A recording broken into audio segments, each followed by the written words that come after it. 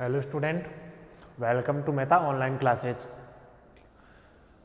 जैसे कि हमने स्टार्ट कर रखा अपना एमएससी प्रेस मैथ का मैकेनिक्स की यूनिट नंबर 4, ठीक है, जिसमें हमने लास्ट क्लास में डिस्कस किया था बाउंड्री सरफेस।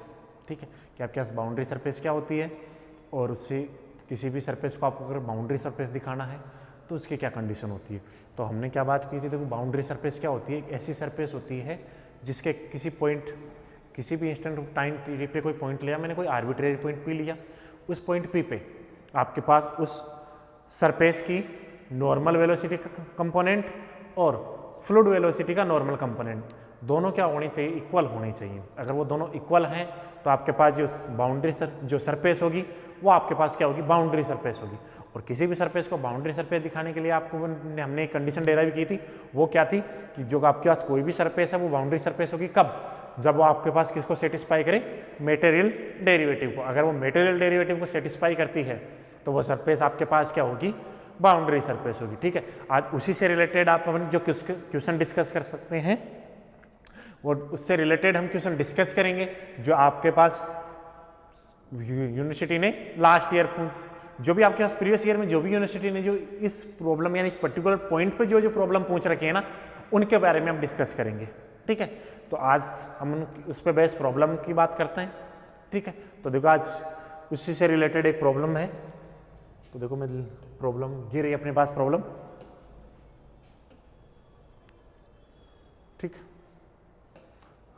तो देखो आपके पास प्रॉब्लम क्या है, सो दैट एक्स स्क्वायर और a square F of T plus का Y square upon B square five of T plus Z square upon C square psi of T equal 1, where f of t dot phi of t dot psi of dot equal 1 is a possible form of the boundary surface.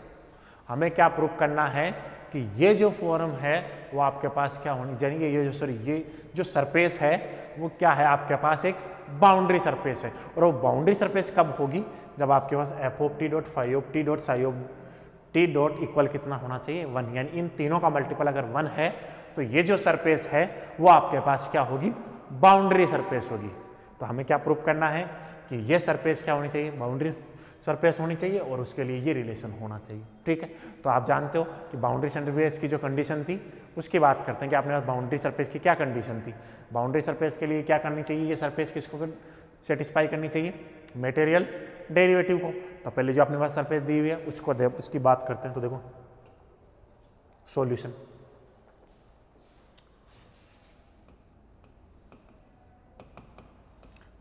की बात करते हैं। ठीक है, तो देखो solution क्या, late the given surface और उस सरफेस को मैं लिख रहा हूँ capital f x Y z t equal. ठीक है, क्या दिया हुआ आपके पास, x square over a square F of T plus Y square upon B square five of T plus Z square upon C square psi of T. ठीक है, -1 equal 0। यह आपके पास क्या है, जो बाउंड्री सरफेस दी हुई है उसकी इक्वेशन है कि f of x Y Z comma T equal x square और a square F of T plus Y square upon B square five of T plus Z square upon C square psi of T -1 equal 0। ये आपके पास जो surface है वो आपके पास दी हुई है। ठीक है, ये सरफेस आपके पास क्या होनी चाहिए, ये सरफेस होनी चाहिए आपके पास बाउंड्री सरफेस। ठीक है, इस सरफेस को हमें क्या प्रूव करना है कि ये सरफेस आपके पास क्या होनी चाहिए, बाउंड्री सरफेस होनी चाहिए। तो इसके लिए देखो, since we know that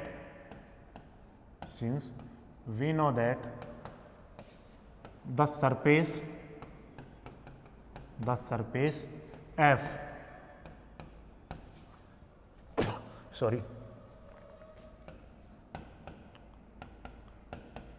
is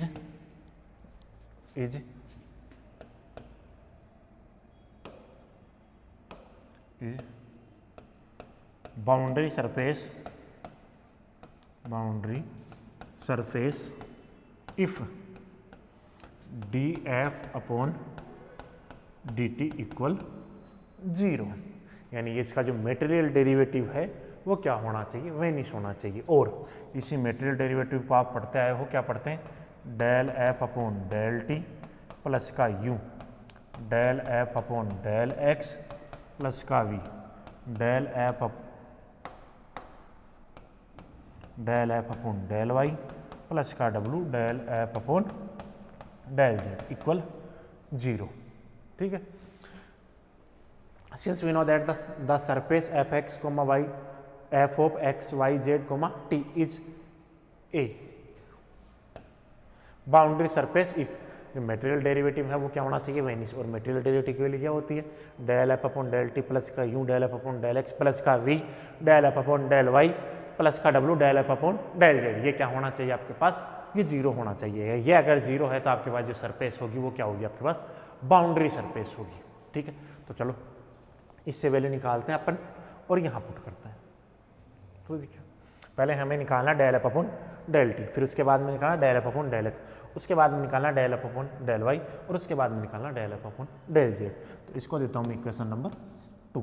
ठीक है, ये अपने पास है इक्वेशन नंबर 2। तो देखो नेक्स्ट स्लाइड पे चलते हैं। Now equation 1 partially differentiate with respect to T.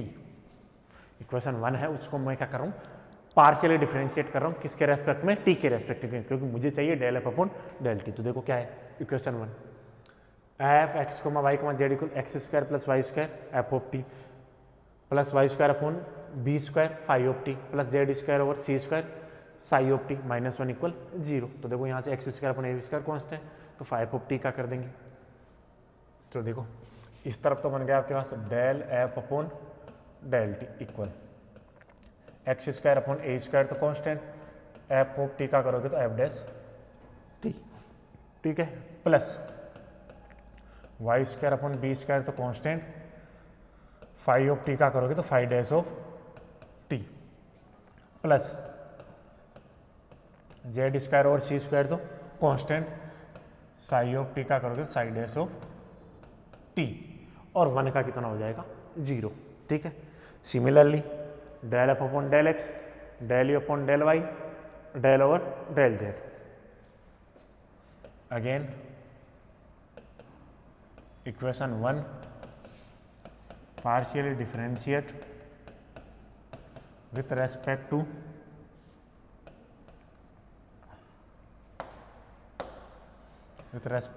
x। तो x के रेस्पेक्ट में करोगे, देखो इधर तो हो गया del F upon del X, इधर देखो कहाँ क्लियर इक्वेशन 1। तो इक्वेशन 1 में देखो सिर्फ x का फंक्शन यही है, बाकी सारा क्या हो जाएगा 0। तो सिर्फ इसका करेंगे, तो देखो इसका करोगे तो ये हो जाएगा 2x upon A small F of T. ठीक है, सिमिलरली मैं लिखता हूँ ये, चलो इक्वेशन 1, इसको इक्वेशन दे देते हैं 3, ये 4, equation 1 partially differentiate with respect to y। ठीक है, तो कितना हो जाएगा del F upon del y equal 2y upon B phi of T. ये इक्वेशन नंबर 5। ठीक है, नेक्स्ट स्लाइड पे चलते हैं। हमने टी के रेस्पेक्ट में निकाल लिया, एक्स के रेस्पेक्ट में निकाल लिया, वाई के रेस्पेक्ट में निकाल लिया। अब किसके रेस्पेक्ट में निकालना है, जेड के रेस्पेक्ट में। जो थर्ड अपने पास फंक्शन देखो आपके पास एफ है, वो किस किस का फंक्शन है, एक्स वाई जेड और टी का। ठीक है, और हमारे मटेरियल डेरिवेटिव में भी हमें किस किस के रेस्पेक्ट में वैल्यू चाहिए, एफ को टी के रेस्पेक्ट में पार्शियली डिफरेंशिएट करना है, एफ को एक्स के रेस्पेक्ट में पार्शियली डिफरेंशिएट करना है, एफ को वाई के रेस्पेक्ट में पार्शियली डिफरेंशिएट करना है, और एफ को जेड के रेस्पेक्ट में पार्शियली डिफरेंशिएट करना है। और उन तीनों का सम, उनका क्या निकला में उसमें वैल्यू पुट करनी है। तो देखो हमने 3 तो निकाल लिए, 4th वाले की बात करता हूँ। Again equation 1 partially differentiate with respect to Z. तो इस तरफ तो बन जाएगा आपके पास del F upon del Z equal 2z upon सी स्क्वायर, और नीचे बन जाएगा आपके पास इधर आपके पास जो साई ऑफ टी है वो ऐसे कैसे, और 1 का 0 हो गया। ये इक्वेशन नंबर 6। अब हम सभी वैल्यूज किस में पुट करेंगे, इक्वेशन नंबर 2 में, मटेरियल डेरिवेटिव में। ठीक है, पुटिंग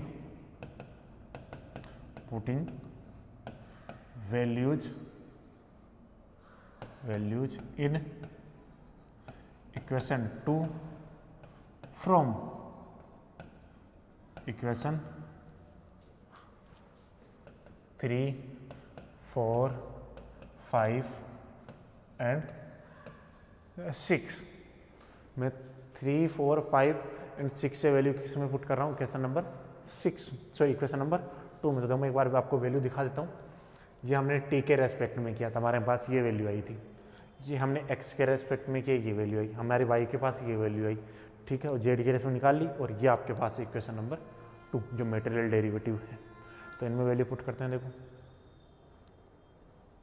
तो फर्स्ट वैल्यू आपके पास एक्स स्क्वायर अपॉन ए स्क्वायर, और वो है F dash of T plus का Y square upon B square, 5 dash of T plus का Z square upon C square, psi dash of T plus u into 2x upon A square F of T.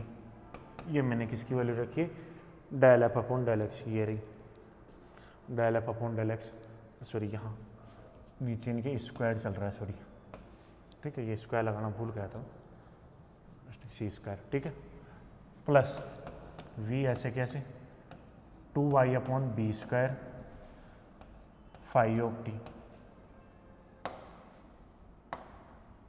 Phi of plus का w 2z upon C square psi of T equal आपके पास 0।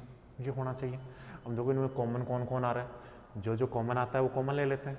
ठीक है, तो common की बात करते हैं। तो क्या इसमें से देखो इन दोनों में क्या 2x अपॉन ए स्क्वायर कॉमन आ रहा है।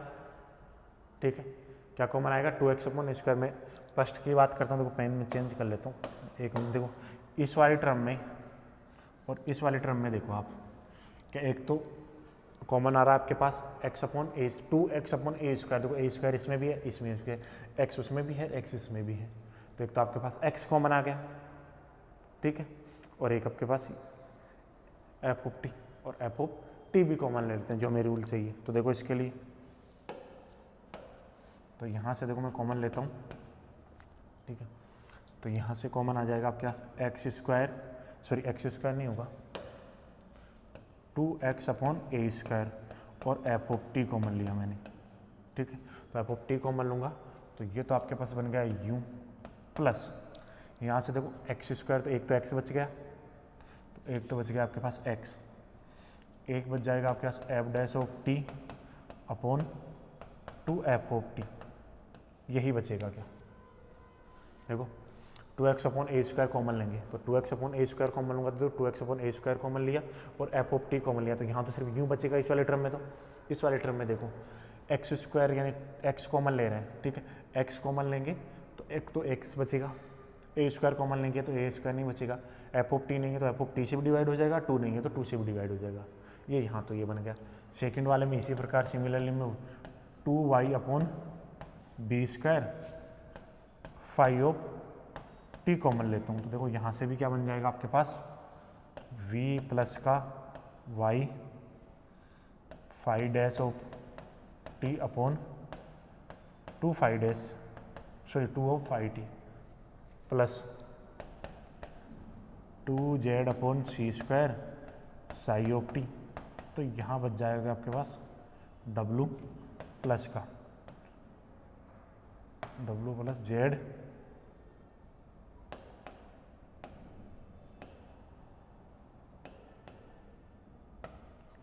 w plus Z upon sorry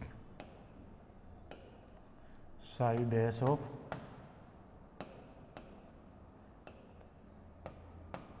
dash of T upon 2 psi of T equal 0, और इसको इक्वेशन दे देते हैं अपन इक्वेशन नंबर 7। ये मैंने इन सब में कॉमन लिया है, ठीक है।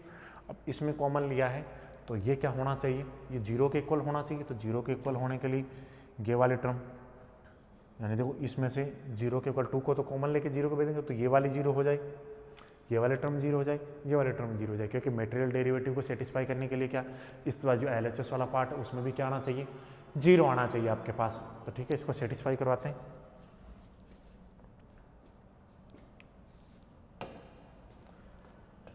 इक्वेशन 7 इज होल्ड इफ क्या होना चाहिए आपके पास, u प्लस का x F dash of T upon 2 F of T भी क्या आना चाहिए 0, ठीक है। और v प्लस का y five of T upon five of T ये भी क्या आना चाहिए 0, ठीक है। थर्ड वाला w equal Z Sai dash of T upon 2 psi of T ये भी क्या आना चाहिए 0, ठीक है। देखो मैं यहाँ से सॉल्व करूँ तो क्या u इक्वल आ गया माइनस का x F dash of T upon 2 F of T, ठीक है। और क्या यहाँ से v इक्वल माइनस का y five dash of T upon 2 phi of T, और क्या यहाँ से w इक्वल आ गया आपके पास माइनस का z Sai dash of T upon 2 psi of T, ठीक है। अगर आपके पास वेलोसिटी कंपोनेंट इस प्रकार के होंगे कि u की वैल्यू ये, v की वैल्यू ये और w की वैल्यू ये, तब आपके पास जो सरफेस होगी वो क्या होगी, बाउंड्री सरफेस होगी। लेकिन मेरे पास क्या दिया हुआ है, पॉसिबल बाउंड्री सरफेस, ठीक है। तो मुझे पहले क्या करना है कि जो मोशन है उसको क्या दिखाना है, पॉसिबल दिखाना है। और हमने प्रीवियस लेक्चर में डिस्कस किया था कि कोई भी लिक्विड मोशन पॉसिबल कब होती है, जब वो क्या करे, आपके पास जो इक्वेशन ऑफ कॉन्टिन्यूटी है उसको क्या करनी चाहिए, सेटिस्फाई करनी चाहिए, ठीक है। तो हमें क्या दिखाना है, इसको पॉसिबल दिखाना है। तो आपके पास वेलोसिटी कंपोनेंट मिल गए हैं, तो अब आपको ये जो वेलोसिटी कंपोनेंट है वो किसको सेटिस्फाई करनी चाहिए, इक्वेशन ऑफ कॉन्टिन्यूटी को, ठीक है। तो बात करने देखो नेक्स्ट, तो नेक्स्ट बात करेंगे the liquid motion is possible when the liquid motion is possible when the velocity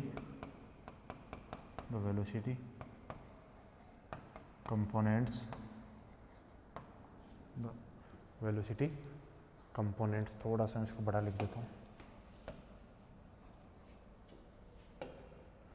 the velocity component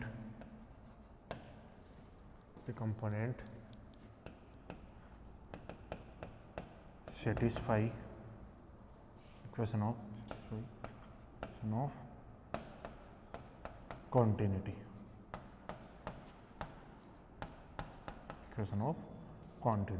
that mean del u upon del x plus का del v upon del y plus का del w upon del z equal 0, यानी आपके पास del u upon del x plus का del u upon del y plus का del w upon del z ये क्या होना चाहिए, 0 होना चाहिए, ठीक है। तो वेलोसिटी कंपोनेंट अपने पास दिए हुए हैं u v w, तो हम हमें इसमें वैल्यू पुट करनी है और उनको क्या करना है, सेटिस्फाई करना है। तो देखो नेक्स्ट चलते हैं,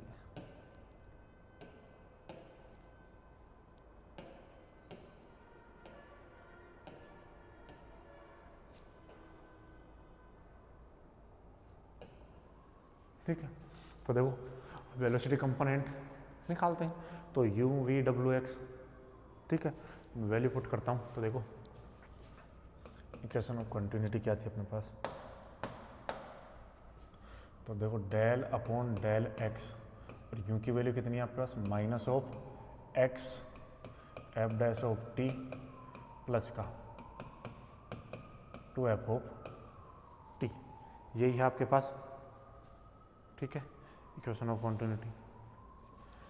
सॉरी v की value over del upon del y, u की वैल्यू क्या, minus y phi dash of T plus 2 phi of t है,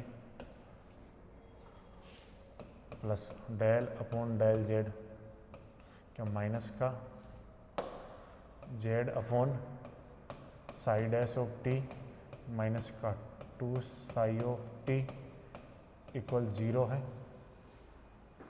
ये आपके पास क्या होगी, इक्वेशन ऑफ कॉन्टिन्यूटी। तो देखो इसमें से अगर मुझे x के रेस्पेक्ट में डिफ्रेंशिएट करना है तो क्या, माइनस का F dash of T upon 2f of T बनेगा, क्योंकि देखो t तो x का फंक्शन है ही नहीं, तो x का फंक्शन कौन है, सिर्फ x है, तो सिर्फ x का होगा, बाकी सारे क्या रहेंगे, बाकी सभी को हम कैसे ट्रीट करेंगे, एज ए कॉन्स्टेंट, तो बाकी सारे कैसे रहेंगे, कॉन्स्टेंट की तरह रहेंगे। माइनस यहाँ से five dash of T plus का फाइव ऑफ टी, ठीक है, यहाँ से minus five dash of T five of T equal 0, sorry 2 भी है इनके नीचे, क्या माइनस का 1/2 कॉमन ले लूँ इसमें, देखो माइनस का 1/2 कॉमन लिया मैंने, तो क्या ये F dash of T upon F of t है, प्लस क्या ये five dash of T over five of t है, प्लस क्या side dash of T plus का फाइव ऑफ टी इक्वल 0, ऐसा लिख सकता हूँ मैं, क्या माइनस 1/2 को भी 0 में मर्ज कर दूँ,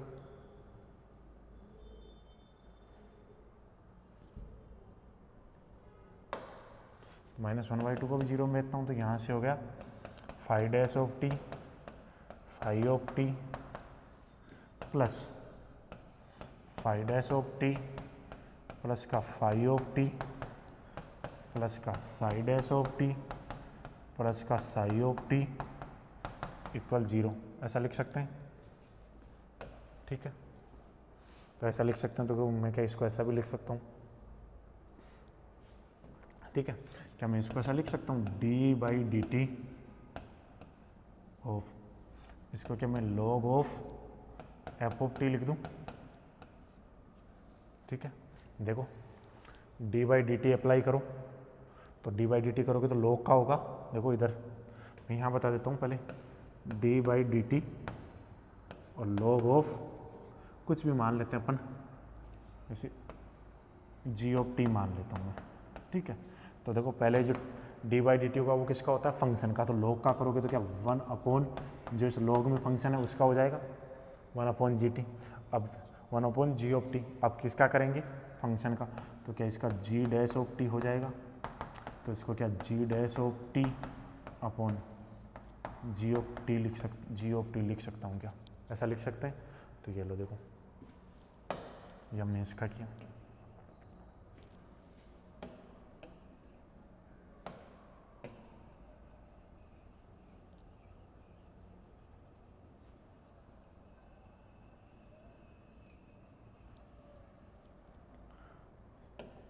तो इसी प्रकार इसका करूँगा मैं, तो इसको मैं क्या लिख सकता हूँ, d/dt log of five of T plus का d/dt log of psi of T equal 0। अब जो डिफरेंशियल ऑपरेटर d होता है वो आपके पास क्या होता है, डिस्ट्रीब्यूटिव होता है, ठीक है, तो ये डिस्ट्रीब्यूटिव लो को फॉलो करेगा, तो मैं इसमें क्या d/dt को कॉमन ले लूँ, तो देखो d/dt कॉमन ले लेते हैं, तो यहाँ से क्या मैं d/dt इक्वल लिख सकता हूँ log F of T plus log phi of T plus log of psi of T equal 0, since आप जानते हो log m1 प्लस का log m2 प्लस का log m3 इक्वल होता है log of m1 log of m2 log of m3। यानी अगर log अलग अलग प्लस वाला है प्लस के सम, तो उसका क्या होता है log में मल्टीपल हो जाता है। तो देखो, तो यहाँ से देखो इसको मैं लिख सकता हूँ d/dt, ये हो जाएगा log of f of t phi of t psi of t equal 0। ठीक है, तो ये है, तो देखो ऑन इंटीग्रेशन बोथ साइड, तो इसको क्या लिख सकता हूँ मैं, log of f of t phi of t psi of t equal C1 मान लेते हैं। ठीक है, ऐसा लिख सकते हैं C1।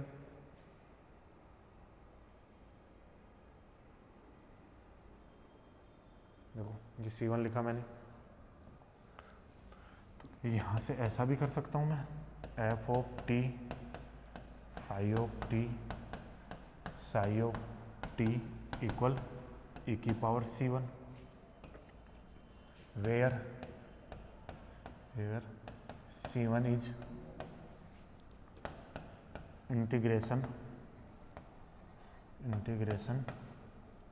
कांस्टेंट और C1 इक्वल 0 मैंने क्या कर लिया है, लेट किया है, क्योंकि C1 क्या है आपके पास, इंटीग्रेशन कांस्टेंट है। तो मैं यहाँ से लिखूँगा f of t dot phi of t dot psi of t equal e की पावर 0। तो यहाँ से हो गया f of t phi of t psi of t equal e की पावर 0 कितना होता है, 1। और यही मुझे क्या करना था आपके पास, प्रूव करना था आपके पास।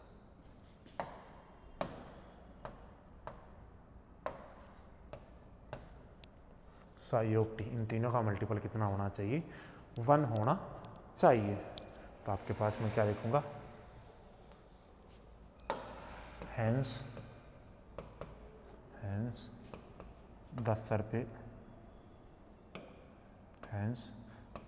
surface, और सरफेस क्या है, f x y z t equal x square upon A square F of T plus का Y square upon B square phi of T plus का Z square upon C square psi of t minus 1 equal 0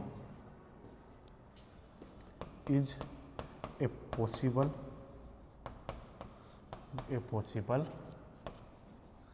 boundary surface.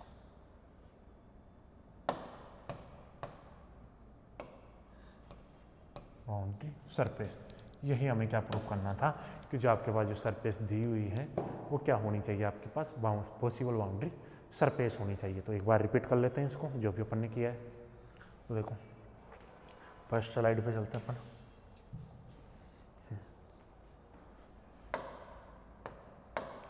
तो देखो आपके पास क्या दिया हुआ, थोड़ा सा इधर शिफ्ट कर लो,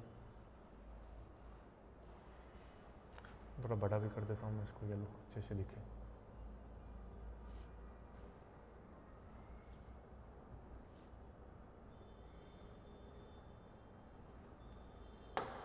दो क्वेश्चन क्या आपके पास, so that x square upon A square F of T plus Y square upon B square f phi of T plus Z square upon C square psi of T equal 1, where f of t dot phi of t dot psi of T equal 1 is a possible form of the boundary surface. आपको क्या दिखानी है, ये वाली जो आपके पास surface दी हुई है ये क्या होगी, पॉसिबल बाउंड्री सरफेस होगी। कब, जब आपके पास f of T phi of T और साई ऑफ टी इन तीनों का मल्टीपल है वो कितना होना चाहिए, वो आपके पास यूनिटी होना चाहिए, 1 होना चाहिए। ठीक है, तो ये 1 होगा तो आपके पास ये जो बाउंड्री सरफेस है वो क्या होगी, पॉसिबल बाउंड्री सरफेस होगी। तो देखो अब अपने को पता है, मैंने पहले बताया था आपके पास कि बाउंड्री सरफेस, कोई भी सरफेस को आप बाउंड्री सरफेस कब बोल सकते हो, ठीक है, जब वो क्या करे आपके पास मटेरियल डेरिवेटिव को सेटिस्फाई करे, ठीक है। तो देखो हमने क्या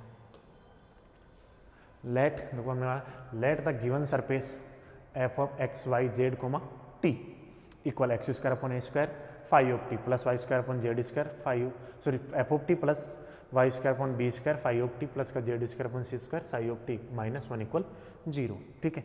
ये हमने सरफेस को मान लिया, जो भी सरफेस दी है उसको मैंने इसके इक्वल मान लिया, ठीक है। Since we know that the surface F of x Y Z comma T is a boundary surface if, ये बाउंड्री सरफेस होगी यदि D F upon D T equal 0 और डी अपॉन डी टी क्या होता है आपके पास मटेरियल डेरिवेटिव, ठीक है।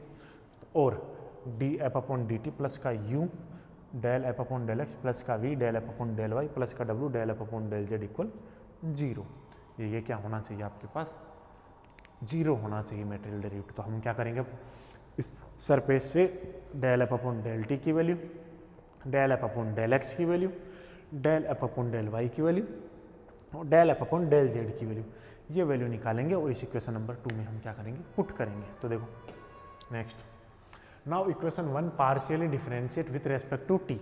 अब मैं सबसे पहले किसकी वैल्यू निकाल रहा हूँ, del F upon del T की। तो देखो इक्वेशन 1 को मैं पार्शियली डिफरेंशिएट कर रहा हूँ, तो देखो इक्वेशन 1 को डिफरेंशियल कर रहे हैं, पार्शियली डिफरेंशिएट कर रहे हैं विथ रेस्पेक्ट टू टी। तो देखो इक्वेशन 1 क्या है, ये इक्वेशन 1 जिसको मैं किसके रेस्पेक्ट में पार्शियली डिफरेंशिएट कर रहा हूँ, टी के रेस्पेक्ट में। तो देखो यहाँ तो क्या बन del F upon del T बन गया इक्वल, ठीक है। इधर क्या बन जाएगा एक्स स्क्वायर और ए स्क्वायर तो कांस्टेंट है और फंक्शन कौन है टी का, एफ ऑफ टी। तो एफ ऑफ टी का करोगे तो क्या एफ डैश ऑफ टी बन गया, ठीक है। प्लस इसी प्रकार Y square upon B square तो कांस्टेंट रहेगा, फिर होगा किसका फाइव ऑफ टी का तो फाइव डैश टी हो गया। इसी प्रकार प्लस का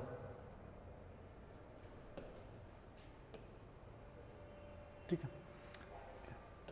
इसी प्रकार हमने जेड स्क्वायर और सी स्क्वायर तो कांस्टेंट, इसका क्या साइड एस ऑफ टी हो जाएगा और 1 का क्या 0 हो जाएगा। तो मैं क्या लिख सकता हूँ del F upon del T equal x square upon A square plus five dash of T plus का Y square upon B square five dash T plus का जेड स्क्वायर अपॉन सी स्क्वायर फाइव डैश टी, ठीक है। तो देखो वो आपके पास ये लिख दिया हमने del F upon del T X square upon A square five dash of T plus का Y square upon B square five dash of T plus का Z square upon C square psi dash of T, ठीक है। तो देखो इससे अब मैं इस वाली अब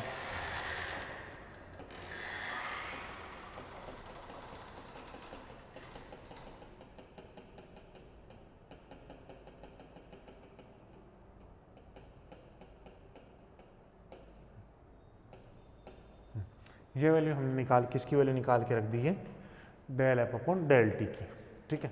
अब हम वैल्यू किसकी निकालेंगे del F upon del X की। Del F upon del X की वैल्यू निकालने के लिए हमें क्या करना है, जो इक्वेशन है आपके पास उसको क्या करना है पार्शियली डिफरेंशिएट करना है विथ रेस्पेक्ट टू एक्स। तो देखो ये रही आपके पास इक्वेशन नंबर 1, तो इसको पार्शियली डिफरेंशिएट करूंगा किसके रेस्पेक्ट में एक्स के। तो क्या यहाँ से तो del F upon del X बनेगा और क्या यहाँ से एक्स स्क्वायर का करोगे तो 2x A square constant f of T भी कॉन्स्टेंट।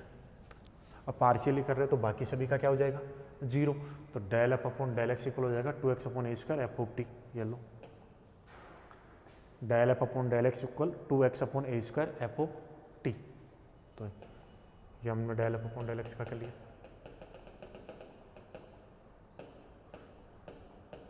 अब करना है del F upon del Y का। तो देखो del F upon del Y के रेस्पेक्ट में, तो del F upon del Y के रेस्पेक्ट में करोगे एक्स स्क्वायर का तो 0, तो ये तो पूरा 0 का। यहाँ से वाई स्क्वायर का करोगे तो 2y upon B square five of T, और ये वैल्यू मैं वहाँ पुट कर देता हूँ। तो देखो ये मैंने ये वैल्यू पुट कर दी 2y upon B square five of T, ठीक है। सिमिलरली अब मैं किसके रेस्पेक्ट में करूँगा del F upon del Z के रेस्पेक्ट में। तो del F upon del Z के देखो ये भी 0 ये भी 0, तो यहाँ से क्या 2z upon C square psi of T और 1 का 0 ये बन गया। तो ये लो ये वैल्यू भी निकाली। ये सभी वैल्यू क्या किस में पुट करेंगे हम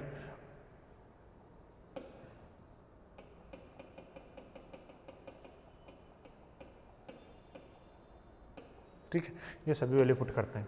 तो देखो ये आपने निकाली del F upon del T की, ये del F upon del X की, ये del F upon del Y की।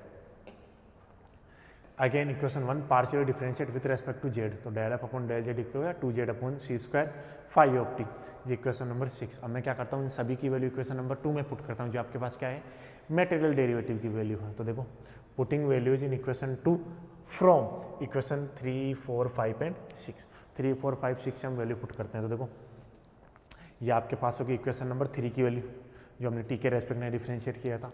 ये वैल्यू हो गई हमने एक्स के रेस्पेक्ट में, देखो ये वैल्यू तो है आपकी,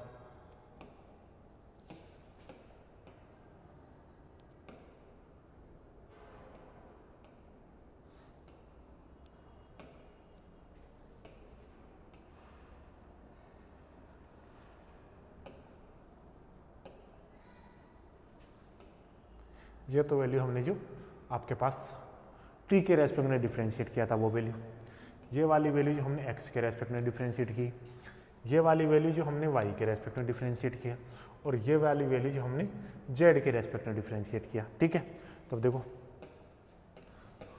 अब क्या करते हैं, देखो जहाँ जहाँ एक्स है उन वाली टर्म को एक साथ मर्ज कर लेते हैं, जहाँ जहाँ वाई है उन वाली टर्म को एक साथ मर्ज कर लेते हैं, और जहाँ जहाँ जेड है उस वाली टर्म को अलग से मर्ज कर लेते हैं। तो देखो क्या एक्स इस वाली टर्म में, इस वाली टर्म में है, तो मैं पूरे में से ये कॉमन ले लेता हूँ 2x upon A square F of T.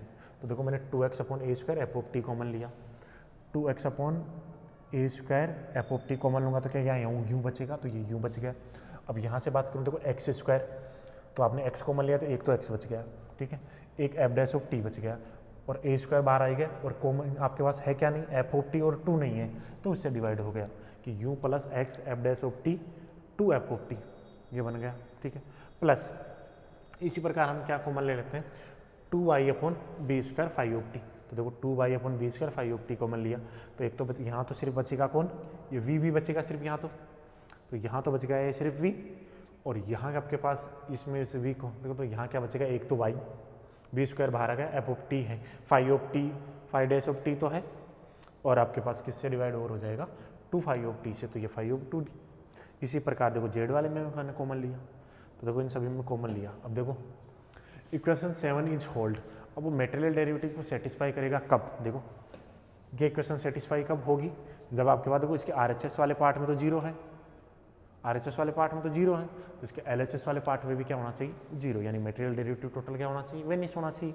तो इसको जीरो होने के लिए ये सारा क्या होना चाहिए, जीरो। तो इसके लिए देखो जीरो होने के लिए ये वाले टर्म भी जीरो, ये वाले टर्म भी जीरो, और ये वाले टर्म भी जीरो, ताकि तीनों का सम क्या हो जाए आपके पास फिर से जीरो, जीरो जीरो जीरो तीनों। तो ठीक है, यहाँ से देखो इक्वेशन 7 इज होल्ड इफ, आगे देखो इक्वेशन 7 होल्ड होगी कब, जब आपके पास ये वाले टर्म भी जीरो, ये वाले टर्म भी जीरो, और ये वाले टर्म भी जीरो। ठीक है, तो इस वाले टर्म को जीरो होने के लिए क्या यूँ इसके बराबर होना चाहिए, वो भी माइनस में, और क्या v इसको जीरो होने के लिए क्या v इसके माइनस के इक्वल होना चाहिए, क्या w इसके माइनस के इक्वल होना चाहिए। तो u इक्वल क्या हो गया minus x f dash of T 2 F of T, v equal हो गया माइनस का y 5 dash of T 2 5 of T,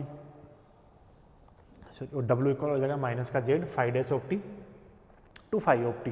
तो देखो the liquid motion is possible when the velocity component satisfy equation of continuity. किसको satisfy करनी चाहिए, equation of continuity को। That mean del U upon del x plus का del U upon del Y plus का del W upon del Z equal क्या होना चाहिए, zero होना चाहिए। अब मैं इसमें यू वी डब्ल्यू की वैल्यू पुट करूंगा, ये रहा आपके पास यू, ये रहा आपके पास वी, और ये रहा आपके पास डब्ल्यू। ठीक, ये मैं वैल्यू पुट कर देता हूँ इसमें।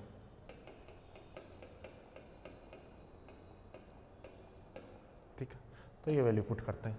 तो देखो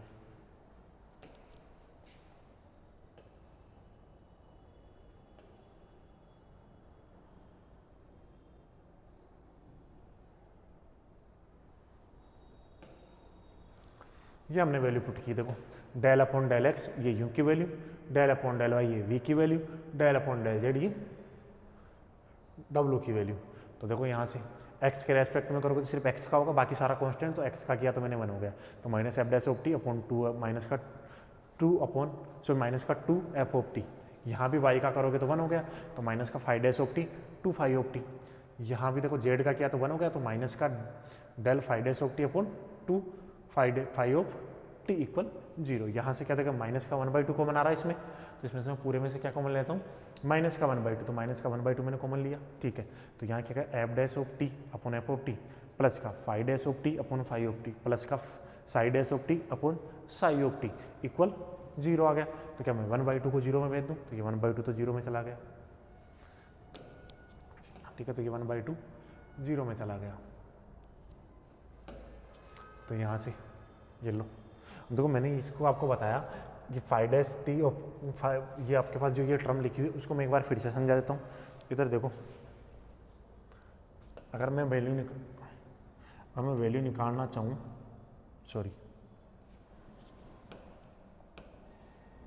मैं वैल्यू निकालना चाहूँ d/dx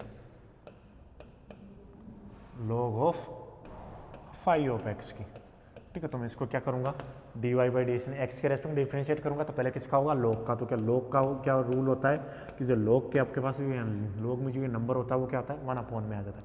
उसके बाद में इस फंक्शन का हो गया, तो क्या इसको मैं 5-x लिख सकता हूँ, ठीक है। तो क्या ये क्या आपके पास 5-x अपॉन 5 ऑफ x बन गया, ठीक है।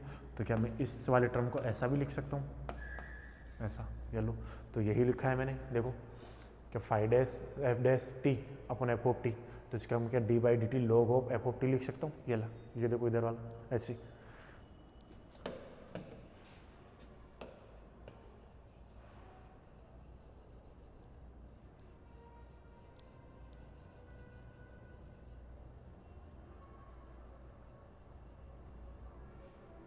ठीक है। तो देखो इस वाले टर्म को इस प्रकार, इस प्रकार। अब जो आपके पास डिफरेंशियल ऑपरेटर होता है वो क्या होता है, डिस्ट्रीब्यूटिव होता है। तो जिसको डिस्ट्रीब्यूट किया है अलग अलग, तो इसको हम क्या करते हैं, कंप्रेस कर लेते हैं। तो d/dt सारे में सभी में से कॉमन आ जाएगा, तो log f of t plus का log five of T plus का log Sai of T equal 0। अब सीधे देखो log m1 plus log m2 plus log m3 क्या होता है, log of m1 into m2 into m3, ठीक है। तो इन दोनों को मर्ज करके क्या मैं लिख सकता हूँ, d/dt log of f of t five of T psi of T equal 0, ठीक है। तो यहाँ से देखो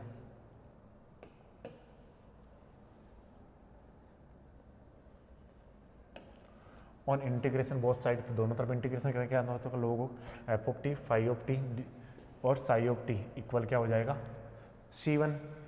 तो यहाँ से log को हटाऊंगा तो five of T f of T five of T psi of T, इन तीनों का मल्टीपल क्या e⁻c1 के इक्वल हो जाएगा, where c1 is integration constant. तो मैं c1 को ऐसे, c1 मेरे पास क्या इंटीग्रेशन कांस्टेंट है, तो मैं इसको क्या कर रहा हूँ, 0 लेट कर रहा हूँ। कांस्टेंट है, कुछ भी लेट कर सकते हैं क्योंकि वो तो है तो इंटीग्रेशन कांस्टेंट ना, तो उसको इंटीग्रेशन कांस्टेंट को तो f of t dot phi of t dot psi of T equal e⁻0।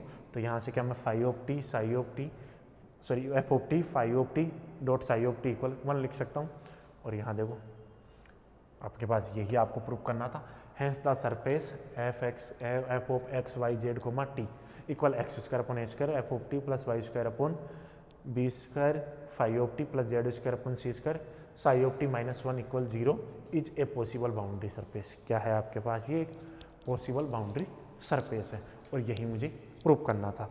तो देखो आज हमने डिस्कस किया आपके पास बाउंड्री सरफेस से रिलेटेड एक क्वेश्चन और करेंगे नेक्स्ट क्लास में, ठीक है। उसके बाद में आपके पास जो भी एक टॉपिक बचा हुआ है, equation of continuity by Euler's approach, तो उसकी बात करेंगे कि जो यूलर्स का अप्रोच थी उसके अनुसार इक्वेशन ऑफ कॉन्टिन्यूटी क्या थी। तो आज के लिए इतना ही।